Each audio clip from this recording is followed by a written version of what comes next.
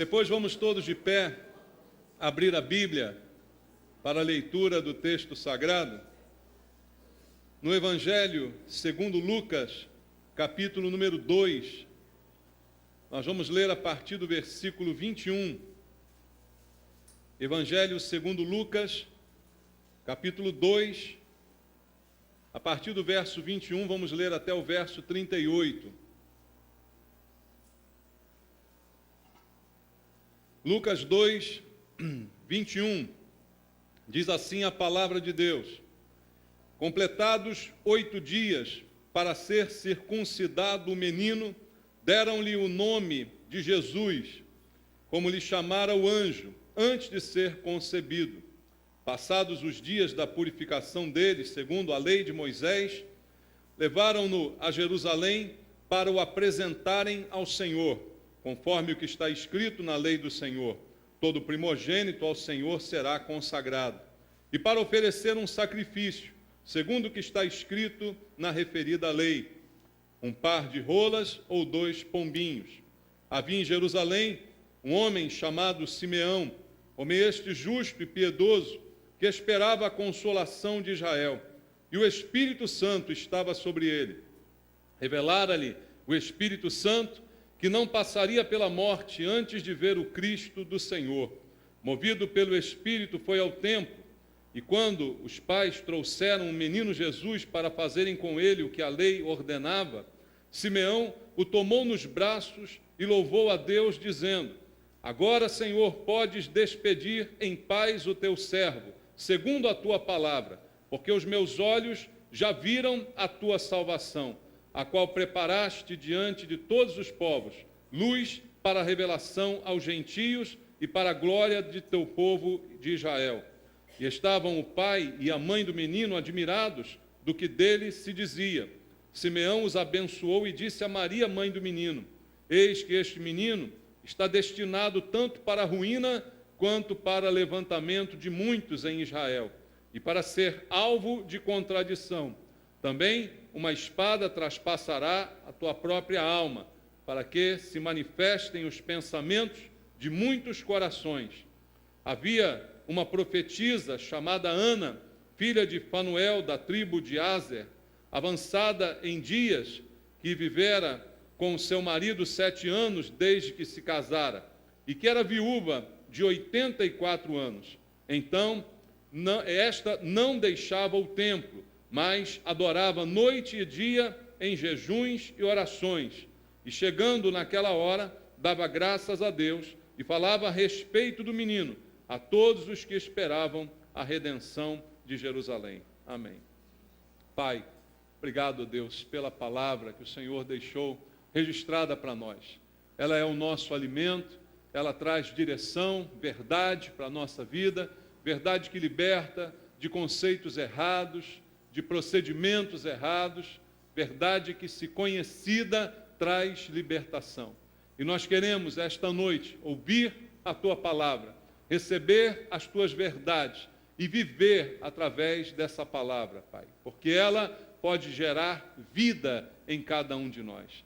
E eu te peço que isso aconteça. Entregando a minha vida em Tuas mãos, eu peço a unção do Espírito Santo, o poder do Espírito Santo, para que eu seja um instrumento do Senhor, para ministrar a Tua palavra, e ela venha a chegar aos nossos corações, quebrando as barreiras, as distrações, Pai, para que todos nós possamos ouvir a Tua voz. É o que nos interessa, ouvir a voz do Senhor nesse lugar. Para isso oramos em nome de Jesus. Amém. Graças a Deus. Podem sentar, irmãos. Amados, este texto fala de acontecimentos posteriores ao nascimento de Jesus, mas coisas que aconteceram muito perto do nascimento do Senhor. São 8 dias que se passaram e ele está sendo apresentado no templo, como diz a palavra de Deus. E é um texto que, se nós entendermos, olharmos bem para as Escrituras, o que é dito aqui, os acontecimentos aqui revelados, podem trazer conhecimento para nós e esperança também para cada um de nós, para que nós possamos entender qual o real significado do nascimento de Jesus. Hoje, na época de Natal, as pessoas estão aí celebrando, né? Mas muitas celebrando apenas uma festa, apenas um feriado, apenas uma oportunidade de trocar presentes. Mas se nós cristãos queremos nos lembrar de alguma maneira dessa data e temos algo a celebrar, o que temos a celebrar é o nascimento de Jesus. Mas o que esse nascimento traz de novo? O que esse nascimento pode trazer de esperança para a humanidade? E um texto como este que nós lemos aqui vai nos mostrar estas verdades. Eu vejo nesse texto muitas lições e muitos motivos para que a gente, de fato, tenha esperança em Jesus Cristo. Veja como o texto se passa. A primeira coisa que me chama a atenção está logo no versículo 21, o primeiro que nós lemos aqui. Diz assim: completados 8 dias para ser circuncidado o menino, deram-lhe um nome. Que nome foi dado? Jesus, como lhe chamaram o anjo, antes de ser concebido. O nome Jesus, escolhido pelo anjo, revelado a Maria, assim seria chamado o menino, e no dia da sua circuncisão foi-lhe dado o nome revelado por Deus. E esse nome, Jesus, que é um nome tão falado hoje em dia, né? Tão pronunciado, e às vezes até de maneira meio mística, né? As pessoas falam de Jesus como se apenas na pronúncia do nome alguma coisa, né, de sobrenatural já acontecesse. Mas há muito mais para entender no nome de Jesus, dado por Deus, né, escolhido. Não foi um nome escolhido pelo pai ou pela mãe. Normalmente, quando uma criança nasce, o pai e a mãe ficam discutindo a respeito de que nome vamos dar, né, decidindo, tomando deliberações a respeito disso. Mas não, o nome foi dado pelo anjo. O anjo trouxe esse nome para que assim fosse chamado o menino. E Jesus, na forma como nós falamos, é a maneira grega de se dizer o nome hebraico. Não podemos esquecer que Jesus era judeu, e a língua do judeu é o hebraico. Então, o nome que foi dado ao menino, nós falamos Jesus trazendo do grego a pronúncia. Mas, na verdade, o nome dado ao menino, Jesus, Yeshua, é o que nós conhecemos por Josué. Você agora ficou surpreso de saber que Jesus se chama Josué? Mas é a verdade. O nome de Jesus, se fôssemos falar, trazendo o sotaque, vamos dizer assim, hebraico, seria Josué, Yeshua, e não Jesus, não é? Mas o que importa realmente é o significado, e não a pronúncia, não a maneira de pronunciar. Não há nada místico na maneira de se pronunciar. O nome foi dado pelo anjo porque ele trazia um significado. E o significado do nome Josué é a contração de duas palavras em hebraico. Yavé, que é o nome de Deus, e Oséias, o nome do profeta que está na Bíblia. Oséias quer dizer salvação. Yavé, salvação. O que quer dizer o nome Josué, Jesus? Quer dizer, Deus é a salvação. É isso que o nome anuncia. Esse é o significado do nome Jesus. O significado é, Deus é a salvação. Para qualquer um que crê, para qualquer um que se renda, para qualquer um que se entregue. Só há salvação em Deus. É isso que significa o nome de Jesus. Então, no anúncio do seu nome, já começa a esperança que eu falei aqui para você. Eu disse que esse texto traz esperança. Por quê? Porque há salvação agora. Com Jesus, a salvação se tornou possível. Em Deus, a salvação. E Deus se tornou carne para possibilitar esta salvação. Então, isto traz esperança para aquele que não tinha esperança, para aquele que estaria certamente condenado. Nós, pelos nossos delitos e pecados, mortos como estávamos, condenados à morte eterna. mas agora temos esperança porque o menino nos nasceu, como diz o profeta, não é?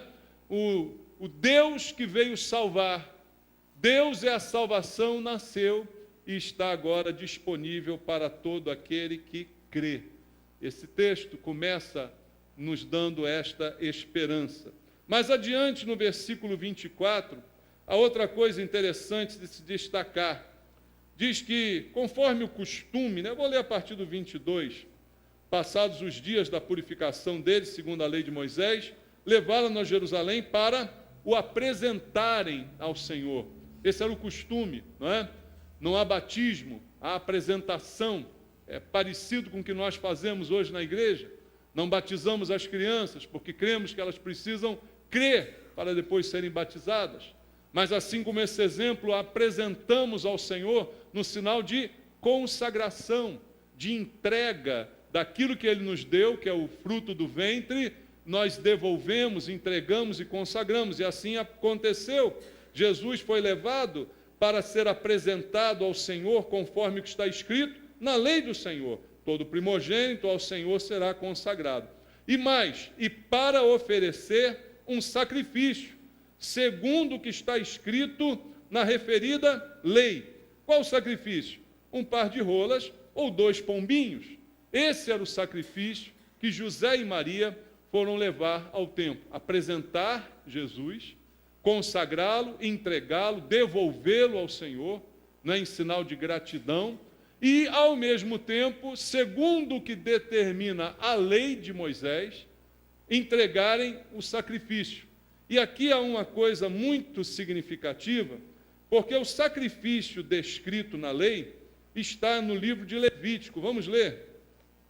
Levítico capítulo 12, versículo 8, é que faz referência a isto que José e Maria foram fazer no templo.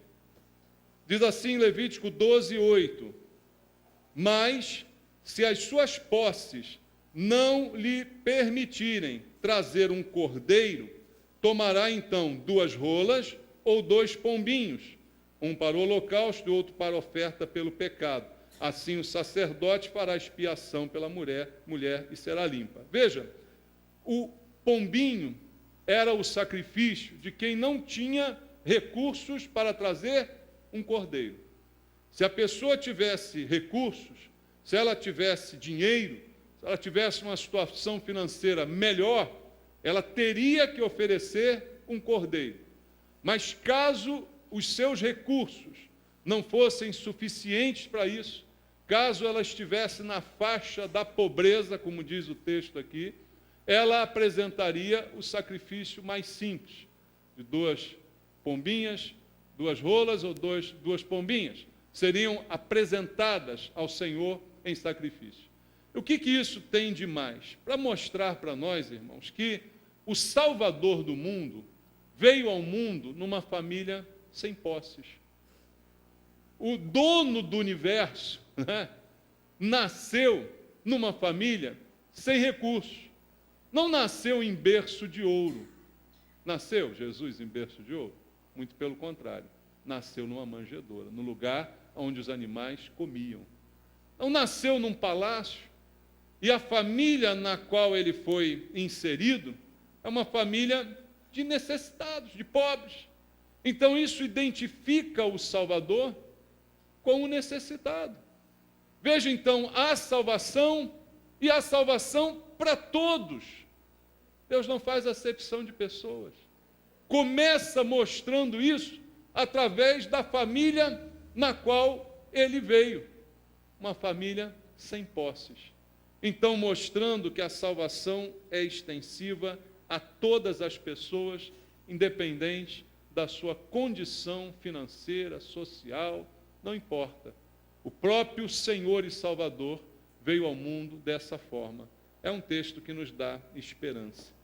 Mas uma outra esperança significativa que esse texto me dá está numa pessoa mencionada aqui. Veja o versículo 25. Havia em Jerusalém um homem chamado, qual é o nome dele? Simeão. Homem este justo e piedoso, que esperava a consolação de Israel. e o Espírito Santo estava sobre ele. Esse homem citado aqui, é a única vez que ele é citado na Bíblia, não é? É uma coisa para a gente estudar a vida desse homem. Por quê? O nome dele, Simeão, significa ouvinte, aquele que ouve. Simeão é um homem temente a Deus. É um homem que antes do Espírito Santo ter sido derramado à igreja, ele já tinha o Espírito Santo. Você viu aqui, irmão? E era um homem que esperava a consolação de Israel. Veja, um homem antes da igreja existir, antes de algum sinal maravilhoso ser dado, antes de conhecer alguma coisa a mais do que simplesmente ele conhecia naquela época, já é um homem de fé. E diz o versículo 25, que é um homem justo e piedoso, reto no coração, no seu viver, no seu procedimento. É um homem que era destacado pela sua vida, pelo procedimento que ele apresentava à sociedade. Ele era reconhecido assim.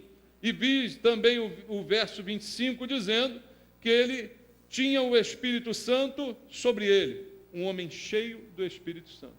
Talvez hoje isso não faça tanta diferença assim, porque talvez você possa encontrar na igreja muitas pessoas justas e piedosas.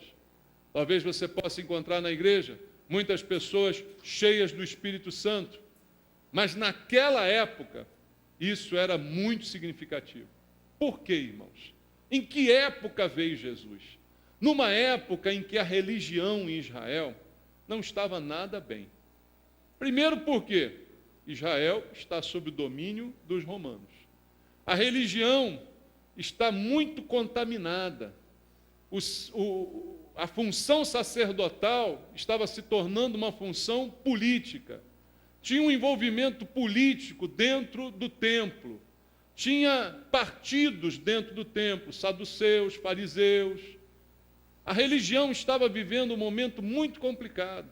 Israel não tinha mais um culto a Deus que fosse agradável ao Senhor. Era um culto mecânico, as pessoas iam ao templo por religiosidade, para cumprir um ritual, para marcar o ponto. Elas levavam os animais, mas compravam no próprio templo. Foi por isso que Jesus expulsou os que ali vendiam os animais. Porque nem o trabalho de criar os animais elas tinham, elas compravam no próprio templo para sacrificar. Então, veja, era um momento em que a religião estava muito contaminada, em que a maioria das pessoas tinha uma vida religiosa nominal apenas, mas não tinha nenhum contato de fato com Deus. Mas Simeão é um homem destacado, porque no meio de uma geração infiel, ele é justo e ele é fiel. No meio de uma geração vazia, seca, ele é cheio do Espírito Santo.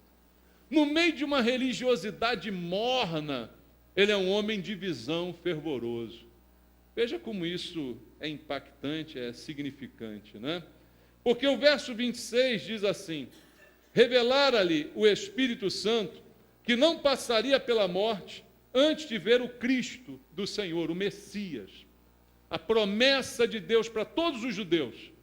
E Deus revelou a Simeão um homem cheio do Espírito Santo, mas justo, reto, no meio de uma geração perversa.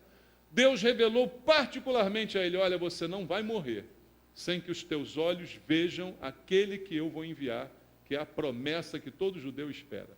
Mas você terá o privilégio de ver. Então, um homem que no meio de uma corrupção toda tem vida espiritual, aguarda a promessa de Deus, recebe revelação de Deus. Veja como esse homem é interessante, irmãos. E o verso 27 diz assim: movido pelo Espírito, foi ao templo, e quando os pais trouxeram o menino para fazerem com ele o que a lei ordenava, Simeão tomou nos braços, louvou a Deus, e aí a Bíblia nos conta a história. Veja, ele é dirigido pelo Espírito Santo. Você viu o que disse aqui o versículo 27? Ele é movido pelo Espírito.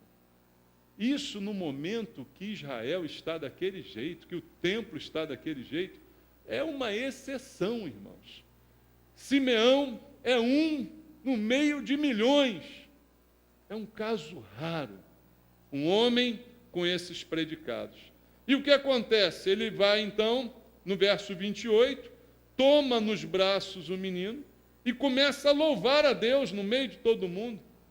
E ele diz no verso 29, agora, Senhor, podes despedir em paz o teu servo, segundo a tua palavra, porque os meus olhos já viram a tua salvação. Veja como é um homem de fé e de visão. E mais uma vez eu enfatizo, no meio de uma geração que não valia nada, no meio de uma religiosidade que não tinha nenhum valor, está esse homem, movido pelo Espírito, recebendo revelação de Deus, e mais, vendo o que ninguém via, tendo visão do Senhor, e ele viu o cumprimento da promessa que Deus fez. Deus prometeu e Deus cumpriu, e ele viu. Viu a promessa e viu o cumprimento. E como ele viu? E é isso também algo bastante intrigante e impactante, porque ele diz ao Senhor, Senhor, pode me levar agora.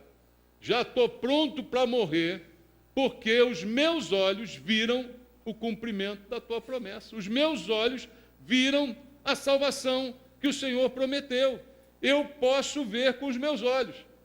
Agora pensa comigo, o que Simeão estava vendo ali? Um menino de 8 dias, enrolado lá num trapinho, né? Estava lá um menino, uma criança. Como é que você consegue olhar para uma criança? Uma criança, como tantas deviam estar no templo aquele dia. Quantas e mais quantas deviam entrar diariamente no templo para fazer a mesma coisa que seus pais foram fazer, segundo um costume de judeus. Diariamente, várias crianças, deviam ter várias naquele momento. Mas ele viu uma criança. Uma criança. E olha, irmãos, Jesus era uma criança comum. Hoje a gente gosta de poetizar o negócio, né? Aí Jesus tem olho azul, tem cachinhos, né? Já viu? O menino Jesus, parece um bibelô, né? Bom, eu não me convenço com essa imagem de Jesus que os filmes colocam, não, né? Parece que se não for bonito, ele tem menos valor, né? Isso é a dominação da beleza, né? Ah, se não é bonito, não é Jesus. Mas se Jesus for feio, como é que vai ficar, hein? Quando você chegar no céu e ver que Jesus é feio, feio para o teu padrão, né? De repente é feio porque você não se olha no espelho. Também tem essa, né? Tem gente que acha os outros feios, mas não se olha no espelho. E aí? Então, irmãos, ele viu um menino simples, comum, filho de um casal pobre que levou ali as pombinhas para oferecer. Ele não viu um menino de rico, todo enrolado em manta preciosa. Já está num trapinho lá enrolado. Mas ele viu espiritualmente o que os outros não viam. E no meio de uma geração fria daquele jeito, um homem cheio do Espírito Santo, tendo a capacidade de olhar para um menino e ver a salvação. Olhar para um menino e ver a salvação é a mesma coisa que aquele ladrão da cruz. Olhar para Jesus todo ensanguentado e ver ali o rei. É a mesma coisa, é uma coisa ilógica, não é? Ele olha para o menino e vê Deus, vê a salvação. O ladrão olha para Jesus todo arrebentado e diz, quando entrar no teu reino, lembra de mim. Isso é visão espiritual. Visão espiritual que muitos de nós não têm, irmãos. Mas Simeão tinha. E está lá, naquela época, naquele contexto, trazendo uma lição muito preciosa para nós. Né? E o versículo 31 diz assim, a qual preparaste, falando da salvação, diante de todos os povos, luz para a revelação aos gentios e para a glória do teu povo de Israel. Veja, Simeão viu o que nem os discípulos viram, irmãos, muito tempo depois. A Simeão foi revelado que Jesus não seria salvação só para os judeus, seria salvação para todo mundo. Você reparou aqui? Luz para a revelação aos gentios, para a glória do teu povo de Israel, mas também aos gentios. E alguns discípulos, mesmo depois da morte de Jesus, achavam que Jesus veio salvar só os judeus. Até Pedro achava isso. Até Atos capítulo 10, quando ele tem um sonho, que vê o lençol descendo com as comidas, Deus manda ele comer, você conhece a história. E aí manda ele na casa de Cornélio, que não era judeu, e aí ele vai ver a primeira vez uma família não judia se converter. E Deus mostrar para ele, ele dá aquela declaração lá em Atos 10, 38, se eu não me engano, que ele fala o quê? Hoje reconheço que Deus não faz acepção de pessoas. Quanto tempo Pedro levou para conhecer isso? Simeão já conhecia isso quando viu o menino. Simeão está muito à frente do tempo, né, irmãos? Porque tem a unção do Espírito Santo. Tem o poder do Espírito Santo sobre a sua vida. Consegue ver Deus em coisas pequenas, em coisas que não chamam muita atenção, em coisas que não têm luxo nem riqueza. Hoje tem pessoas que só conseguem ver Deus em luxo, em riqueza, em poder, em prédios, em impérios. Ah, Deus está ali, porque olha o tamanho da igreja. Engraçado, não é, como essas coisas são.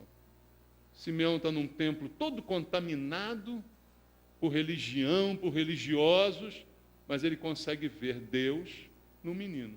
E consegue ver que a salvação é para todas as pessoas, é para todo mundo. E consegue ver que Jesus é o principal personagem da salvação.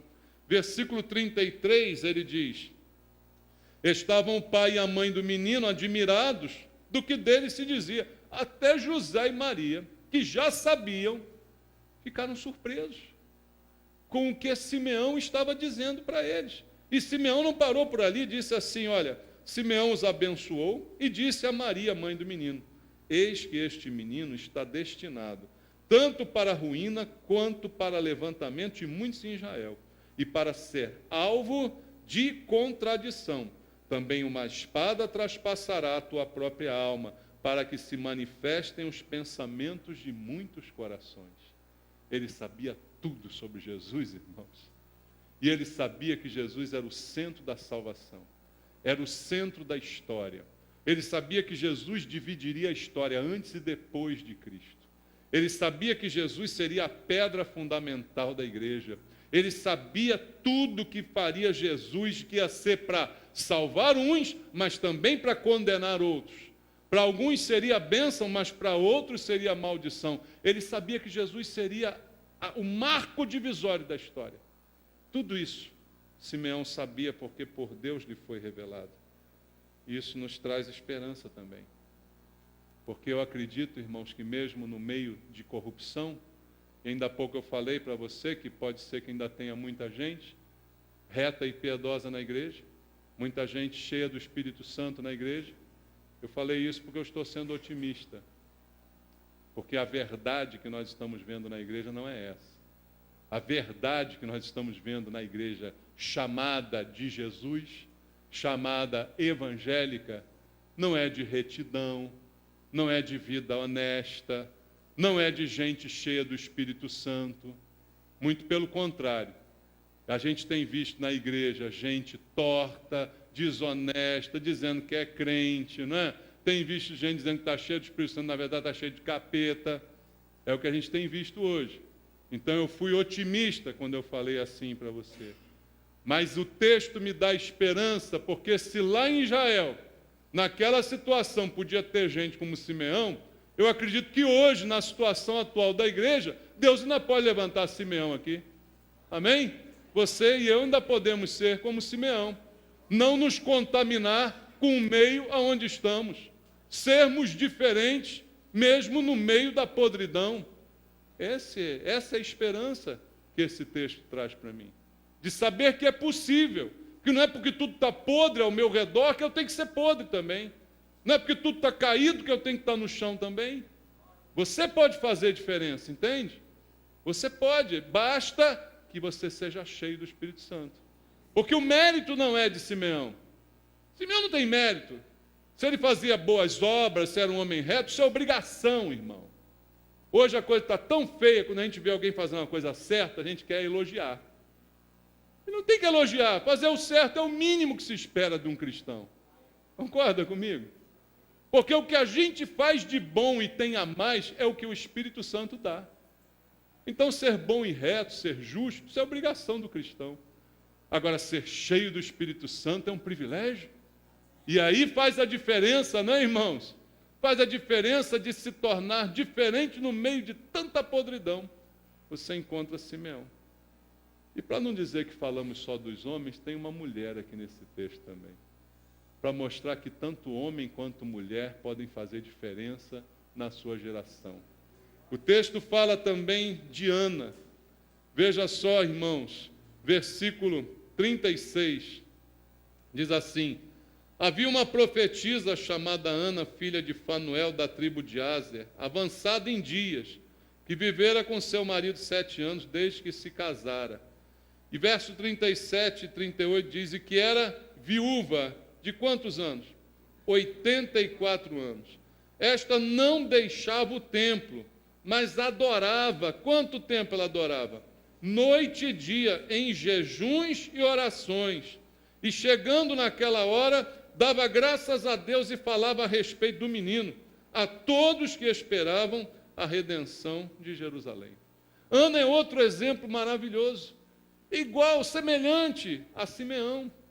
Veja uma mulher que só pôde ficar casada durante 7 anos. E com 84 anos de idade.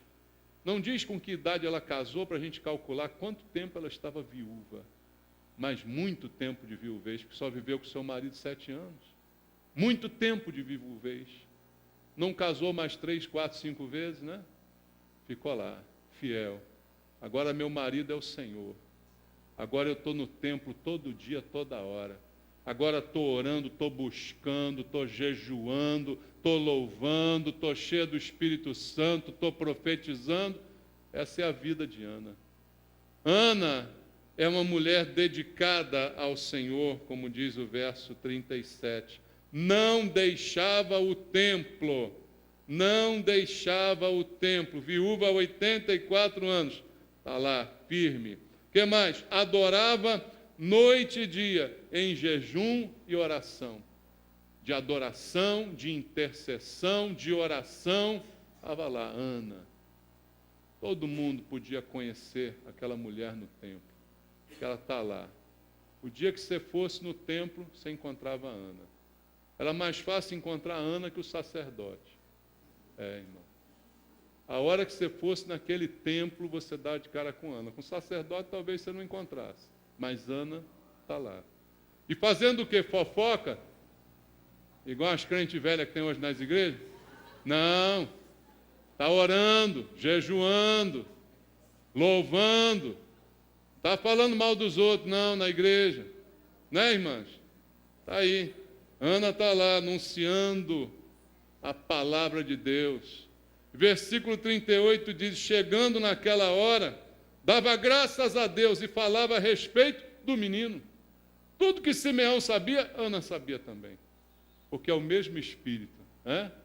O mesmo Espírito Santo que estava sobre Simeão, estava sobre Ana, revelando a mesma coisa. Esse menino não é só um menino.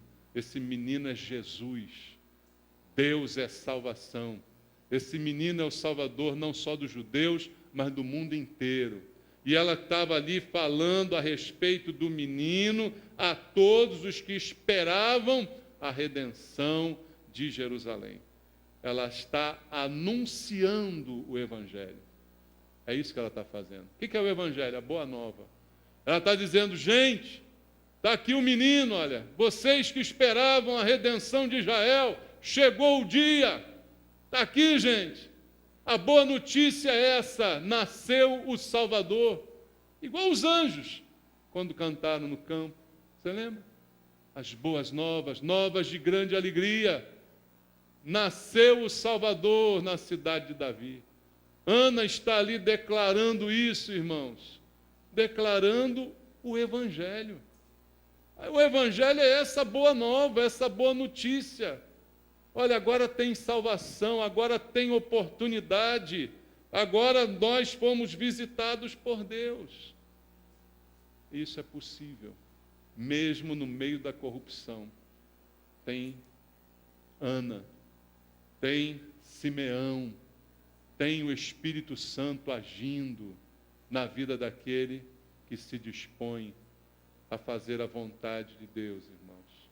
É um texto que traz esperança, porque mesmo nessa situação toda que eu falei, ainda existiam ali pessoas perseverantes, pacientes e com visão espiritual. Pessoas com visão da parte de Deus. Por isso que eu sempre penso quando leio esse texto, a igreja hoje precisa de mais Simeão, precisa de mais Ana. Amém? Que eu seja um, que você seja uma. Seja você a resposta de Deus. Seja você a Ana. Amém? Seja você o Simeão, homem. Seja você um instrumento de Deus poderoso, cheio do Espírito Santo, reto, perseverante. Seja você, Ana, uma mulher dedicada, presente, intercessora, pregando o Evangelho de acordo com a vontade do Senhor. Amém? Jesus nasceu. Vamos celebrar isso? Amém? Há um Salvador no mundo. Glória a Deus.